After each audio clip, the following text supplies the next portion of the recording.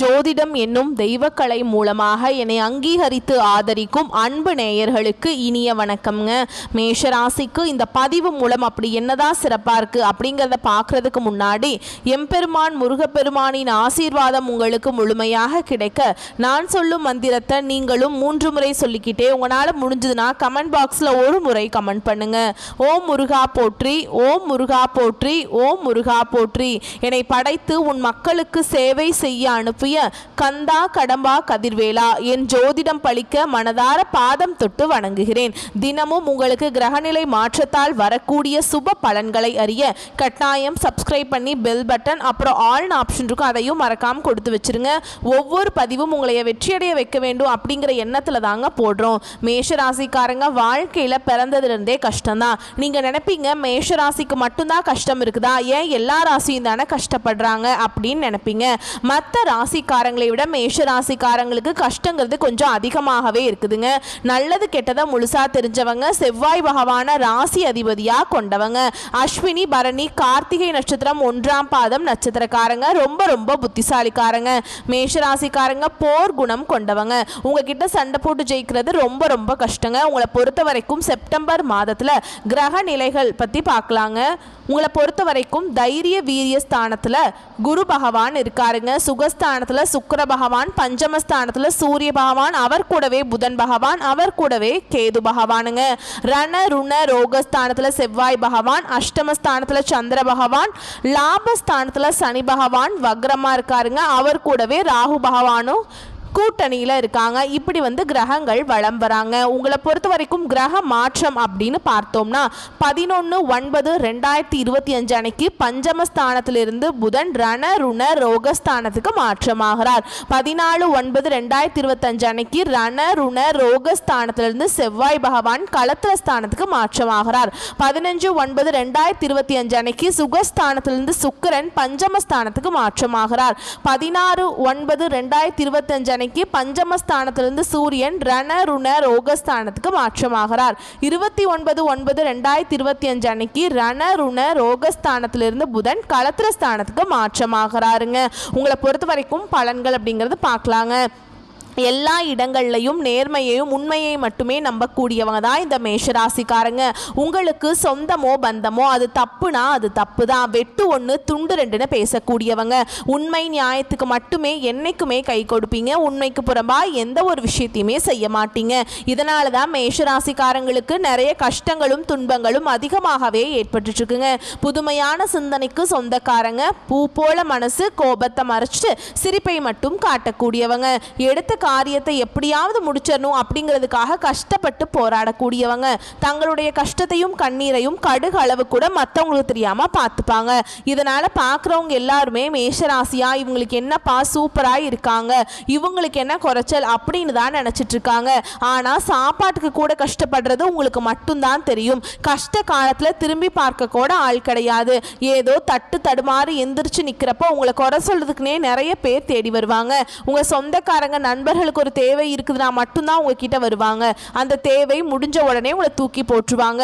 மறுபடியும் அவங்க உங்ககிட்ட உதவின்னு கேட்பாங்க. அவங்க உங்களுக்கு முன்னாடி பண்ண துரோகத்தை எல்லாமே மறந்துட்டு மீண்டும் அவங்களுக்காக உதவி செஞ்சு ஏமாறக்கூடியவங்க தான் நீங்க. வாழ்க்கையில எப்படியாவது முன்னேறணும் அப்படிங்கிறதுக்காக தினம் தினம் கஷ்டப்பட்டு உழைக்கக்கூடியவங்க தான் நீங்க. கடந்த காலகட்டங்களில் தங்களுடைய வாழ்க்கையில நீங்க நல்லது நடக்கும்னு நினைச்சிட்டு இருந்திருப்பீங்க. ஆனா உங்களுக்கு அந்த டைம்ல ஒரு மிகப்பெரிய ஏமாற்றம் தான். புதுசா ஒரு சில பிரச்சனைகளும் கஷ்டங்களும் தானாகவே உங்களை தேடி வந்திருக்கும். மேஷ ராசிக்காரங்க சொந்த பந்தத்தை இழந்தாங்க, சொத்துக்களை இழந்தாங்க, தனக்கு நெருக்கமா இருக்கக்கூடிய உறவுகளையுமே இழந்தாங்க. கடைசியா நான் மட்டும்தான் எல்லாத்தையுமே இழந்துட்டு நிக்கிறதா இருக்குது, எனக்கு உயிர் வாழவே பிடிக்கலன்னு சொல்லிட்டு இருக்காங்க. இதுக்கு மேல என்னால வாழவே முடியல சாமி, தயவு செஞ்சு என்னை உன் கூடையே கூட்டிட்டு போயிரு. நான் இவ்வளவு கஷ்டப்பட்டதுக்கு அப்புறம் எனக்கு வாழ்க்கையில வாழணுங்கிற எண்ணம் சுத்தமாவே போயிருச்சு. உங்க மனசுல கவலையும் துன்பமும் தாங்க அதிகமாகவே இருக்குதுங்க. நீங்க செய்யக்கூடிய ஒவ்வொரு விஷயத்தையுமே தடுப்பதற்கும் உங்களை அவமானப்படுத்துவதற்கும் இங்க நிறைய நபர்கள் முயற்சி பண்ணிட்டு இருக்காங்க. இது எல்லாமே தெரிஞ்சுமே கூட நீங்க என்னமோ பண்ணுங்க எனக்கு என்ன வந்துச்சு அப்படின்னு தன்னுடைய வேலையில மட்டும் என்னைக்குமே குறிக்கோளா இருக்கிறவங்க தான் நீங்க.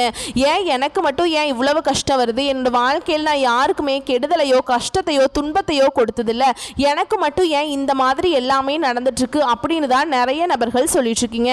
மேஷ ராசிக்காரங்களுக்கு பிரச்சனைங்கிறது வரும், அது கொஞ்ச நாள் இருக்கும், அதுக்கப்புறம் இந்த பிரச்சனை போயிடும். இந்த மாதிரி பிரச்சனை வரும் போகும் அப்படிங்கிற நிலைமையில தான் நிறைய நபர்கள் வாழ்ந்துட்டு இருக்கீங்க.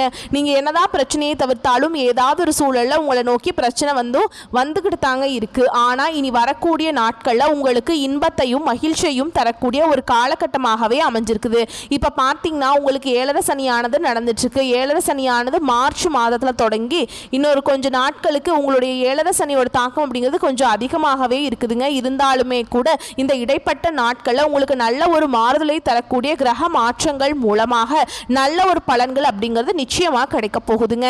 அதாவது பார்த்தீங்கன்னா இப்போ உங்களுடைய சனி பகவானுடைய வக்ர பயிற்சியானது ஸ்டார்ட் ஆயிடுச்சு. எல்லாருக்கும் ஒரு சில சந்தேகம் இருக்கும், சனி பயிற்சி தெரியும், அது என்ன சனி பகவானுடைய வக்ர பயிற்சி அப்படிங்கிறதுன்னு சொல்லுவீங்க. அதாவது பார்த்தீங்கன்னா சனி பகவான் வந்து கும்ப ராசியிலிருந்து மீன ராசிக்கு போய்தான் உங்களுக்கு வந்து ஏழரை சனி அப்படிங்கிறது ஆரம்பிச்சிருக்குதுங்க. அந்த மீன ராசியிலிருந்து பார்த்தீங்கன்னா சனி பகவான் உங்களுக்கு அங்கேயே வந்து வக்ர நிவர்த்தி ஆகிறார். அதாவது என்ன அப்படின்னு பார்த்தீங்கன்னா அந்த டைம்ல பார்த்தீங்கன்னா மைனஸாக செயல்பட்டு கொண்டிருந்த சனி பகவான் உங்க வாழ்க்கையில இனி வரக்கூடிய ஒரு 5-6 மாதங்களுக்கு முழுவதுமே பிளஸ் ஆக செயல்பட போறாருங்க. இதன் மூலமாக வரக்கூடிய ஒரு 5-6 மாதங்களை பொறுத்த வரைக்கும் இது நாள் வரைக்கும் உங்க வாழ்க்கையில நீங்க எதையெல்லாமே இழந்துட்டு கஷ்டப்படுறீங்களோ அது அனைத்தும் பெறக்கூடிய ஒரு காலகட்டமாகவே வரக்கூடிய நாட்கள் அப்படிங்கிறது பார்க்கப்படுதுங்க. உங்களுக்கு சுக்கிர பயிற்சியும் ஸ்டார்ட் ஆயிடுச்சு. சுக்கிர பயிற்சியானது பார்த்தீங்கன்னா பொது பலன்களாகவே பார்க்கப்படுது. இருந்தாலுமே கூட மேஷ ராசிக்கு நல்ல ஒரு மாறுதலை நிச்சயமா உங்க வாழ்க்கையில நிச்சயமா தரப்போகுது.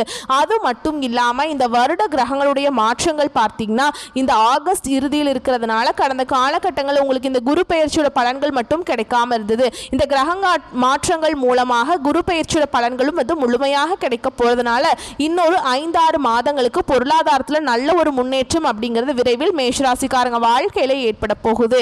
இனி அசைக்க முடியாத பொருளாதார மாற்றத்துக்கு நீங்க கண்டிப்பா வாழ்க்கையில உயர போறீங்க. கடந்த காலகட்டங்களில் நல்ல ஒரு வேலைங்கிறது கிடைச்சிருக்காது.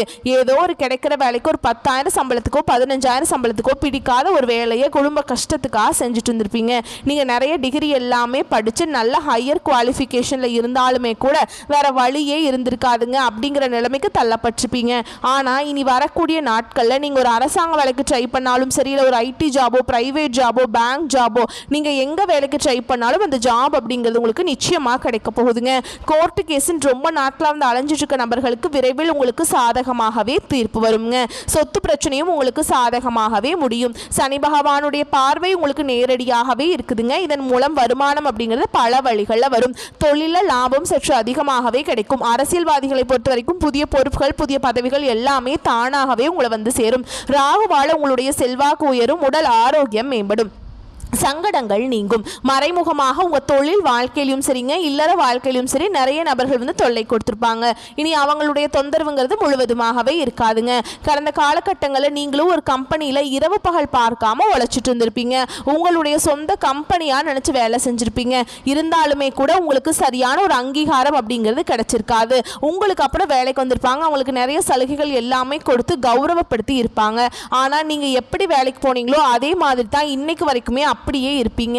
இனி வரக்கூடிய நாட்களில் உங்களுக்கு சம்பள உயர்வு பதவி உயர்வு உங்களுக்கு மேல் இருக்கக்கூடிய அதிகாரிகளுடைய ஆதரவு முதற்கொண்டு கிடைக்க போகுதுங்க. இனி உங்கள் வார்த்தைக்கு மதிப்பு மரியாதை கிடைக்கும். அந்தஸ்தில் நீங்கள் எதிர்பார்த்த உயர்வுக்கு போக போறீங்க. இனி நினைச்சது எல்லாமே நடக்கும். தொழில் வியாபார தடைகள் அனைத்தும் விலகும்.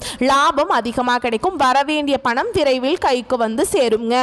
குடும்பத்தில் நெருக்கடிகள் விலகும். செல்வாக்கு அந்தஸ்து உயரும். வெளிநாட்டு முயற்சிகள் வெற்றியை கொடுக்கும். தெய்வ சிந்தனை அதிகமாக இருக்கும். பெரியோருடைய உதவிகள் கிடைக்கும். உறவில் இருந்த சண்டை சச்சரவு முழுவதுமாகவே விலகும். புதிய நண்பர்கள் உங்களுக்கு உதவி செய்வாங்க. தொழிலில் ஏற்பட்ட நெருக்கடிகள் நீங்கும். முடங்கி கிடந்த நிறுவனங்கள் மீண்டும் இயங்கும். வியாபாரத்தில் எதிர்பார்த்த லாபம் கிடைக்கும். புதிய தொழில் தொடங்கக்கூடிய முயற்சிகள் உங்களுக்கு கண்டிப்பாக வெற்றியை தரும். கடந்த காலகட்டங்களில் மேஷராசிக்காரங்களுக்கு திருமண நிலை அப்படிங்கிறது நிறைய பிரச்சனையும் சிக்கலையுமே பெரும்பாலும் சந்திச்சிருப்பீங்க. இதில் குறிப்பாக பார்த்தீங்கன்னா பெண்களுக்கு ஏதாவது ஒரு வகையில் திருமணம் அப்படிங்கிறது அடைஞ்சிருதுங்க. ஆனால் ஆண்கள் தான் ரொம்ப ரொம்ப பாவம். ஏன்னா வயது பார்த்தீங்கன்னா 30, 33, 35-38 வயது வரைக்குமே நிறைய மேஷராசி ஆண்கள் வந்து திருமண நிலையை அடையாமல் இன்னைக்கு வரைக்குமே கஷ்டப்பட்டு இருக்கீங்க. கண்டிப்பாக நீங்கள் எதிர்பார்த்த மாதிரியே நல்ல ஒரு வரன் அப்படிங்கிறது விரைவில் உங்களுக்கு அமைய போகுது. வாழ்க்கை துணையை இழந்த மேஷராசி ஆண்களோ பெண்களோ அடுத்து வந்து இரண்டாவது திருமணம், அதாவது செகண்ட் மேரேஜ் பண்ணலாமா வேண்டாமா அப்படிங்கிற ஒரு மிகப்பெரிய குழப்பத்தில் இருப்பீங்க. அப்படி இரண்டாவது திருமணம் பண்ணும்போது சொந்தக்காரங்க தப்பாக நினச்சிருவாங்களா, இல்லை ஊர்க்காரங்க தப்பாக பேசிடுவாங்களா, இல்லை அவங்க என்ன நினைப்பாங்க இவங்க என்ன நினைப்பாங்க அப்படின்ட்டு நிறைய நபர்கள் வந்து இரண்டாவது திருமணத்தை பற்றி யோசிக்காமல் இருக்கீங்க. ஏன்னா இப்போ இருக்கக்கூடிய பொருளாதார சூழலும் இப்போ இருக்கக்கூடிய காலகட்டத்தையும் வச்சு பார்க்கும்போது ஒரு சிங்கிள் பேரண்டால் இந்த சொசைட்டியில் சர்வே பண்ணுறது ரொம்ப ரொம்ப கடினம்ங்க. நீங்கள் எதிர்பார்த்த மாதிரி நல்ல ஒரு மறுவாழ்க்கை அப்படிங்கிறது விரைவில் உங்களுக்கு அமையும். குழந்தை பாக்கியத்துக்காக எங்கள் மேஷராசி நேயர்கள் பார்த்தீங்கன்னா எங்களுக்கு மேரேஜ் ஆகி 3 வருஷம் ஆகுது சாமி, 5 வருஷம் ஆகுது, 8 வருஷம் ஆகுது, நாங்களும் போகாத ஹாஸ்பிட்டலில் பார்க்காத ட்ரீட்மெண்ட் இல்லை, வாரத்தில் 3 நாள் கோவிலுக்கு போய் வழிபாடு செஞ்சுட்டு வந்துட்டு இருக்கோம், எங்களுக்கு குழந்தை பாக்கியமே இல்லை சாமி அப்படின்னு நிறைய நபர்கள் சொல்கிறீங்க. கண்டிப்பாக இந்த 2025 முடியறதுக்குள்ள உங்களுக்கு விரைவில் குழந்தை பாக்கியம் அப்படிங்கிறது நிச்சயமாக உண்டாகும். பிரிந்திருக்கக்கூடிய கணவன் மனைவி, அதாவது பார்த்தீங்கன்னா டைவர்ஸ் ஆகி அப்ளை பண்ணியிருப்பீங்கள்ல, அவங்களாம் வெயிட் பண்ணிட்டு இருப்பீங்களா டைவர்ஸ் கிடைக்கணும்ட்டு, நீங்கள் மீண்டும் ஒரு முறை ஒன்றாக சேர்ந்து பேசக்கூடிய வாய்ப்பு கிடைக்கும் பட்சத்தில் கண்டிப்பாக இருவரும் ஒன்றாக இணைந்து வாழ்வீங்க.